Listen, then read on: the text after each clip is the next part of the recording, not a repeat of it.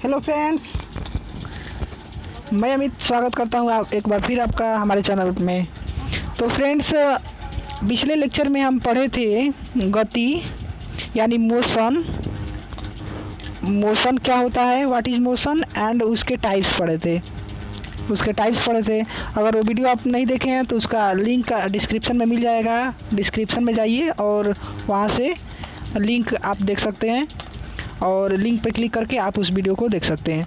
तो आज हम पढ़ेंगे कि फिजिक्स का ये लेक्चर चल रहा है, तो इसमें हम आज पढ़ेंगे कि न्यूटन ने, वैज्ञानिक जो न्यूटन थे, आइजैक न्यूटन थे, वो गति के कौन कौन से नियम दिए, कितने नियम दिए, और उस नियम की डिफिनीशन के बारे में और उनके उदाहरण के रूप में हम अच्छी तरह से इस वीडियो में पूरी तरह से व्याख्या करेंगे।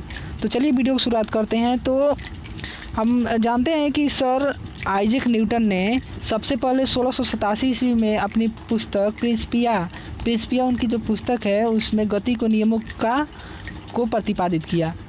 इसीलिए इस वैज्ञानिक के सम्मान में गति के नियमों को न्यूटन के नियम कहा जाता है। न्यूटन के गति विषयक नियम के रूप में इस नियम को जाना जाता है, लॉ ऑफ मोशन। तो इन्होंने 3 नियम दिया था, जो 3 नियम दिए थे न्यूटन जी ने। तो तीनों नियम को हम बारी बारी से समझ लेते हैं। जो आपका फर्स्ट होता है नियम, वो गति का प्रथम नियम कहलाता है और इसे जड़त्व का नियम भी कहते हैं, लॉ ऑफ इनर्शिया भी कहते हैं। इसे इनर्शिया मतलब जड़त्व होता है, तो इस नियम को जड़त्व का नियम भी कहते हैं। तो इस नियम के अनुसार यदि कोई वस्तु विरामावस्था में है तो तब तक विरामावस्था में रहेगी जब तक उस पर बाह्य बल न लगाया जाए, और यदि गतिशील अवस्था में है तो तब तक विरामावस्था में नहीं पहुंचेगी या गतिशील अवस्था को नहीं छोड़ेगी जब तक उस पर बाहरी बल न लगाया जाए। अर्थात कि अगर कोई वस्तु विरामावस्था में है तो विरामावस्था में ही रहेगी, अगर गति की अवस्था में है तो गति की अवस्था में रहेगी जब तक उस पर बाहरी बल न लगाया जाए। तो इस नियम को न्यूटन का प्रथम नियम या जड़त्व का नियम भी कहा जाता है। जैसे इसके उदाहरण के रूप में हम जान लेते हैं कि इस नियम के उदाहरण कौन कौन से हैं। तो फर्स्ट आपका हो गया, रुकी हुई गाड़ी के अचानक चलने पर उसमें बैठे यात्री पीछे की ओर झुक जाते हैं। अगर कोई बस है, ट्रेन है, अगर रुका हुआ है लंबे समय से और रुका हुआ है और अचानक जो उसका ड्राइवर है एक्सीलरेटर अगर तेज़ कर रहा है, तो अचानक जब तेज़ करेगा तो जो उसमें बैठे हुए यात्री हैं उनका जो सर होता है वो पीछे जो सीट लगा रहता है उसमें जाके सट जाता है या उससे धक्का लग जाता है। तो इससे ये होता है कि जो मान लीजिए कि ये व्यक्ति है, ये पीछे सीट है, तो जब ये आगे की तरफ बस जाती है तो जो व्यक्ति स्थिर रहते हैं उसका सर स्थिर रहता है और नीचे का जो पार्ट होता है वो बस के साथ चल देता है और ऊपर का पार्ट स्थिर रहता है, तो पीछे की तरफ जाके सीट में यहाँ पे लग जाता है। तो इसका एक उदाहरण ये हो गया। दूसरा, पेड़ को हिलाने से उसके फल टूटकर नीचे गिर जाते हैं। जब स्थिर अवस्था में रहता है तो उसके फल भी स्थिर अवस्था में रहते हैं। जो पेड़ आपका रहेगा तो उसके जो फल रहेंगे वो भी आपके स्थिर अवस्था में रहेंगे। जब पेड़ को हम हिलाएंगे तो ये गतिशील अवस्था में हो जाएगा, और जबकि जो फल रहेगा वो स्थिर अवस्था में रहेगा, तो इसीलिए वो पेड़ से अलग हो जाता है। तो हम गति के दूसरे नियम के बारे में व्याख्या कर लेंगे कि दूसरा नियम क्या होता है। दूसरे नियम को हम संवेग का नियम भी कहते हैं, लॉ ऑफ मोमेंटम भी कहते हैं। तो इस नियम के अनुसार वस्तु के संवेग में परिवर्तन की दर उस पर लगाए गए बल के अनुक्रमानुपाती यानी डायरेक्टली प्रोपोर्शनल होता है। तो जो वस्तु का संवेग है, जैसे मान लीजिए कोई पिंड जो गति कर रहा है उसका जो संवेग होता है वो उस पर लगाए गए बल के अनुक्रमानुपाती होता है, तथा संवेग परिवर्तन आरोपित बल की दिशा में ही होता है।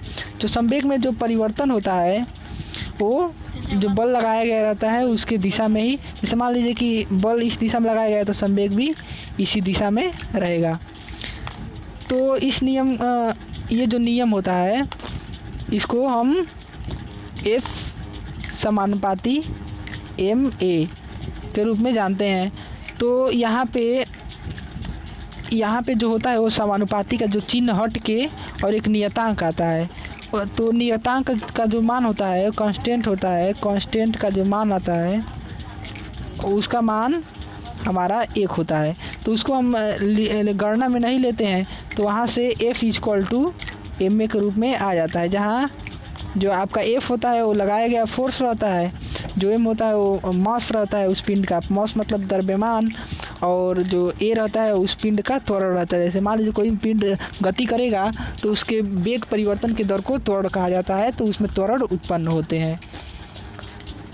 तो इसके जो उदाहरण हैं, तो उदाहरण के रूप में क्रिकेट खिलाड़ी तेज़ी से आती हुई गेंद को कैच करते समय अपने हाथों को गेंद के वेग को कम करने के लिए पीछे की ओर खींच लेता है ताकि उसको चोट ना लगे। अगर गेंद जैसे खिलाड़ी जो होता है अगर बैट से गेंद को मारता है तो उसका वेग अधिक रहता है, तो जब उसको दूसरे खिलाड़ी उसको पकड़ने की कोशिश करता है तो उसमें उसका हाथ जो रहता है वो स्थिर अवस्था में रहता है, और जो गेंद आती है उस वेग की अवस्था में रहता है। तो जो उसका संवेग होता है उसके द्वारा उस व्यक्ति को मतलब उस खिलाड़ी को चोट लग सकती है, इसीलिए वो अपने हाथ को उसी वेग से पीछे की तरफ खींचता है ताकि उसको चोट कम लगे। और जो तीसरा नियम हो गया आपका गति का तीसरा नियम, उसको क्रिया प्रतिक्रिया का नियम कहते हैं, रूल ऑफ एक्शन एंड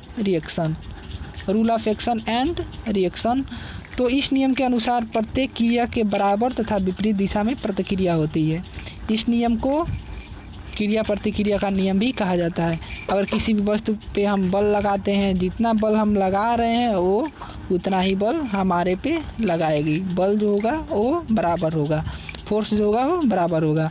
जैसे उदाहरण के रूप में बंदूक से गोली छोड़ते समय पीछे की ओर झटका लगना। अगर कोई बंदूक है, कोई राइफ़ल है, अगर उससे हम गोली जैसे छोड़ रहे हैं तो गोली जितने वेग से वो आगे निकलती है उतने ही वेग से बंदूक जो होती है वो पीछे की तरफ उस पर धक्का लगता है।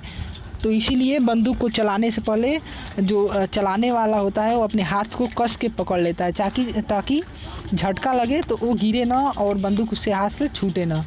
तो ये हो गया क्रिया प्रतिक्रिया का नियम। अगर मान लीजिए कि हम दीवार पे अपने हाथों से जोर से मार रहे हैं तो दीवार भी हमारे हाथ पे उतना ही बल लगाएगा, इसीलिए हमारे हाथों को चोट लग जाती है। नहीं तो अगर हम मारते दीवार पे तो क्रिया हम कर रहे हैं, अगर प्रतिक्रिया नहीं करता तो हमारे हाथों को चोट नहीं लगती, लेकिन वो प्रतिक्रिया करता है और हमारे हाथों को चोट लग जाती है।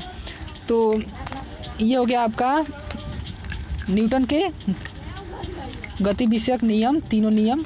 और जो फर्स्ट लेक्चर था हमारे गति और उनके कितने पार्ट थे, कितने भाग में गति को बांटा गया है, गति कितने प्रकार की होती है, वो फर्स्ट लेक्चर आपका डिस्क्रिप्शन में आपको लिंक मिल जाएगा।